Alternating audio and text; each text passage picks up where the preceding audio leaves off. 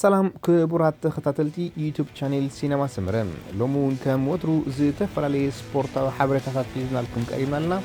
ንምክትታልኩም ብክብሪ ንዕድም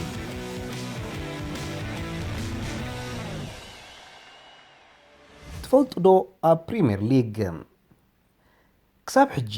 ብክልቲኡ ማለት ብየማንን ፀጋምን እግሮም ተጠቂሞም ፍጹም ቅላዕ ሪጎለ ዘመዝገቡ ተፃወቲ ክልተ ጥራይ ምዃኖም ንሶም ድማ ኦባፋሚ ማርቲንስን ናይ ኒውካስል ዝነበረን ቦቢ ዛሞራን ፉልሃም ጥራዮም ቴስታ ተዝፍቀድሲ ኣይመሓደጉን ግዲ ሪያን ጊግስ ዝበዝሐ ግዜ ተቐይሩ ንሜዳ ዝኣተወ ተፃዋታይ ብምዃኑ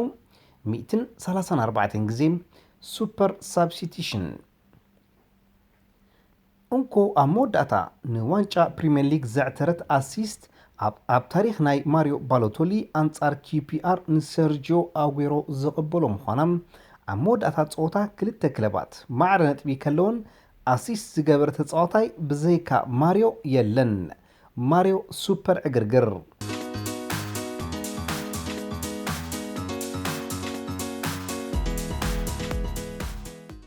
ዋይን ሩኒ ጋርዝ ቤል ኬቪን ዴቪስን እንኮ እቶም ተፃዋቲ ኣብ ሓደ ፀወታ ጎል ዘቕፅሩን ኣሲስት ዝገበሩን ከምኡውን ናብ ልዳቶም ድማ ዘመዝገቡን ምዃኖም ሰለስተ ፍጻሜ ኣብ ሓደ ፀወታ ብዘይካዚ ኣብ ልዕሊ ዞም ኩሎምን ብጫ ካርድ ዝወሰደ በደል ጥራይ እዩ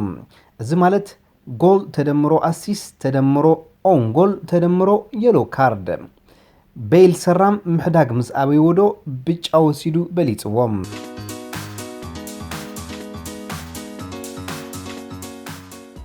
ኣብ ታሪክ እቲ ዝበዝሐ ሪጎል ዝሰሓተ ኣለን ሽረር ኮይኑ 11 ብምስሓት ቀዳማይ ክኾን ከሎም ብኻልእ ወገን እውን ኣብ ቅድሚት ንረኽቦም ንሱ ድማ ዝበዝሐ ብሪጎለ ሾቶ ዘመዝገበ ንሱውን 56 ጎላት ብሪጎለ ኣመዝጊብሎም ዕድል ኣይገበረን እምበር እተን ዝሰሓተን ተተመዝግበን ነይሩ 67 ምኾነሉ ሃሪኬን ከይሓልፎ ግዳ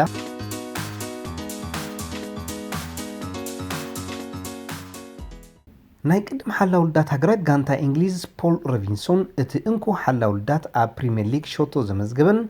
ኣሲስት ዝሰርሐን ሪጎለ ዝተዓወተን ብምዃኑ ብክብሪ ይፅዋዕ ብዘይካዚ እውን ዝበዝሐ ኣሲስት ዘለዎ ሓላው ልዳት እዩ ብ5 ኣሲስት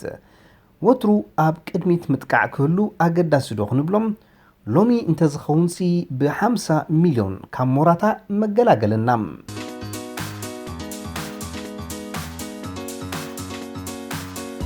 ተፃዋታይ ሊቨርፑል ጄምስ ሚልነር ኣብ 47 ሾቶ ኣብ ዘመዝገበሉ ናይ ፕሪምየር ሊግ ፀወታታት ጋንቱ ዘይተሳዕረት እንኮ ተፃዋታይ እዩ ብሓቂ በዓል ዕድል እንኮ ድሕሪ ታሕሳስ 1992 ካብ ዝተወልዱ ተፃወቲ ሃትሪክ ዝሰርሑ ተፃወቲ ሃሪኬን ራሒም ስተርሊንን ሮሜሉ ሉካኩን ጥራዮም ደቂ ዳሕረወይቲ ዘመን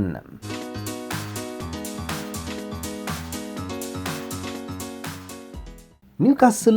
ዩናይትድ እታ ካብ ድሕሪት ዝተመልሳ ክለባት ማለት ዝበዝሐ ነጥቢ ኣመዝጊባ ክንሳም 34 ነጥቢ ክንድዚ ነጥቢ ኣመዝጊባ ንድሕሪት ዝተመልሰት ክለቡን ኣይነበረትን ሕማቕ ዕድል ሕማቕ ስማዕ እዩ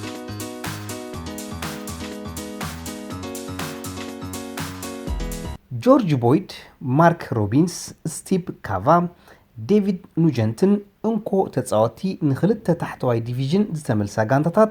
ኣብ ሓደ ዓመተ ስፖርት ወኪሎም ዝተፃወቱ ተፃወቲ እዮም ወይ ዕድል እታ ቀዳመይቲ ብዕድላ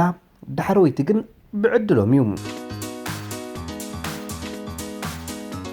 ሴዛር አዝፑሊኬታ ጆን ቴሪ ጋሊ ፖሊስተር እቶም እንኮ ተፃወቲ ክለቦም ዋንጫ ኣብ ዝዓተረትሉ ዓመት ዋላውን ደቂቕ ዘየብከሩ ካብ ሜዳ ተፃወቱ ተፃወቲ እዮም ኩሉ 9 ደቂቕ ተፃዊቶም ወዲኦሞ ማለት እዩ ኣየ ሳምቡ ፈረስ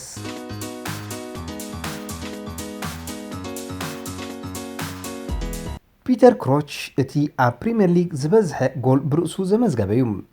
50 ጎል ብቴስታ ከመዝግብ ከሎም ኣብ ልዕሊ 16 ዝተፈላለያ ጋንታታቱን ብርእሱ ሾቶ ብምዝጋቡ መወዳድርቲ የብሉን ስየ ቁመት ጥራሕ ደይኮነ ስየ ርእሲ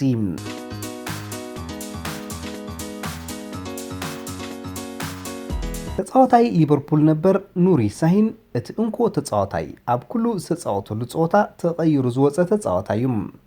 ኣብ 7 ዝተሰለፈለን ጸወታታት ንፈውሲ ማሕላውን 9 ደቂቕ ኣይተጻወተን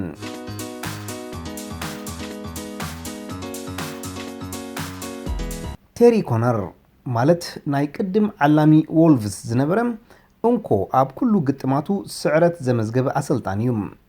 ኣብ 10 ጸወታ ብምስዓሩ ዋላውን ማዕረከ ወፀ ካብ መዝነቱ ተባሪሩ ኣይዕድል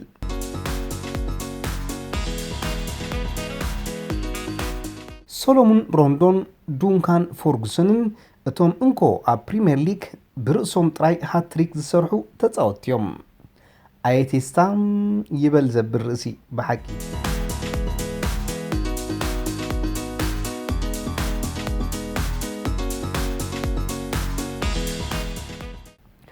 ኣብ ዜናታት ምስጋር ተጻወቲ ኤዲን ሃዛር ብድሕሪ ግጥም ፍጻሜ ዋንጫ ኤውሮፕያን ሊግ ብ86 ሚልዮን ፓውንድ ናብ ሪያል ማድሪድ ክሰጋገር ተባሂሉ ክለብ ቶተንሃም ንጋረዝ ቤይል ብ10 ሚልዮን ፓውንድ ብልቃሕ ንኽትወስዶ ብሪያል ማድሪድ ጠለብ ከም ዝቐረበላውን ተሓቢሩ ፈረንሳዊት ክለብ ፓሪስ ሴን ጀርማን ንተጻወቲ ሪያል ማድሪድ ኢስኮ ጋረዝ ቤይልን ቶኒ ክሩዝን ዓይና ከም ዝወደቐትሎም ተገሊጹ ማንቸስተር ሲቲ ኣብ ዝመጽእ ክራማት ንእተካይዶ ዕድጊ ተጻወቲ 200 ሚልዮን ፓውንድ ባጀት ከም ዝሰልዕት ተቓሊሑ እንግሊዛዊ ኣካፋፋሊ ክለብ ቸልሲ ሩበን ሎፍቱስ ቺክ ውዕሉ ክሕድስ እንተደኣ ኮይኑ ብቐዋምነት ናይ ምስላፍ ዕድሉ ክወሓሰሉ ሓቲቱ ተባሂሉ አንቶኒ ግሪዝማን ምስ ባርሴሎና ውዕል ገይሩ ከይከውን ዝሰግአት ክለብ ኣትሌቲኮ ማድሪድ ምስቲ ፈረንሳዊ ኣጥቃዓይ ዝርርብ ከተካይድ ምዃና ይግለጽ ኣሎ ቶተንሃም ንእንግሊዛዊ ናይ ጸጋማይ ክንፊ ተኸላኸላይ ክለብ ፉልሃም ሪያን ሰሴግኖን ብ25 ሚልዮን ፓውንድ ንምውናን ከም እተቃረበት ይንገር ኣሎ ማንቸስተር ዩናይትድ ንሴኔጋላዊ ተኸላኸላይ ክለብ ናፖሊ ካሊዱ ኩሉባሊ ቀዳማይ ናይ ዕድጊ ታርጌታ ጌራቶ ትንቀሳቐስ ከም ዘላ ተሓቢሩ ማንቸስተር ሲቲ ንፈረንሳዊ ኣካፋፋሊ ክለብ ሊዮን ታንጉይ ዶምበለ ንምፍራም ዝገበረቶ ፈተነ በታ ፈረንሳዊት ክለብ ተነጺጎም ሊቨርፑል ንጀርመናዊ ኣጥቃዓይ ክለብ አርቢ ሌፕሺግ ቲሞ ቨርነር ኣብ ኢዳ ንኽተእትዎ ዕድል ከም ዘለዋ ላዕለዋይ ሓላፊ እታ ጀርመናዊት ክለብ ኦሊቨር ሚንትዝላፍ ገሊጹ ጀርመናዊ ኣካፋፋሊ ሜሱት ኦዚል ንክለብ ኣርሰናል ክሓድጋ መደብ ከም ዘይብሉ ኣፍሊጡ ተወላዲ ኮስታሪካ ዝኾነ ሓላው ልዳት ካይለር ናቫስ ዝመጽእ ዓመት ኣብ ሪያል ማድሪድ ቦታ ከም ዘይብሉ ተነጊርዎም ዓላሚ ኤቨርተን ማርኮ ሲልቫ ጋንቱ ብልቃሕ ምስ ክጻወቱ ዝጸንሑ ፈረንሳዊ ተኸላኸላይ ኮርት ዙማን ፖርቱጋላዊ ኣካፋፋላይ አንድሬ ጎመዝን ብቐዋምነት ንኸተፈርሞም ተላብዩ እንግሊዛዊ ኣካፋፋሊ ጆን ጆ ሼልቬይ ንክለብ ኒውካስል ክሓድጋዩ ይበሃል ኣሎ